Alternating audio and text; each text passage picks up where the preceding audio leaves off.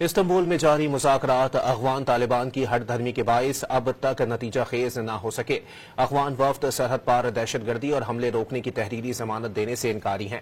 ذرائع کے مطابق میزبان اور ثالثوں کی مذاکرات کو نتیجہ خیز بنانے کی آخری کوشش جاری ہے۔ افغان وفد کے موقف میں بار بار تبدیلی سے مذاکرات میں ڈیڈ لاک برقرار ہے۔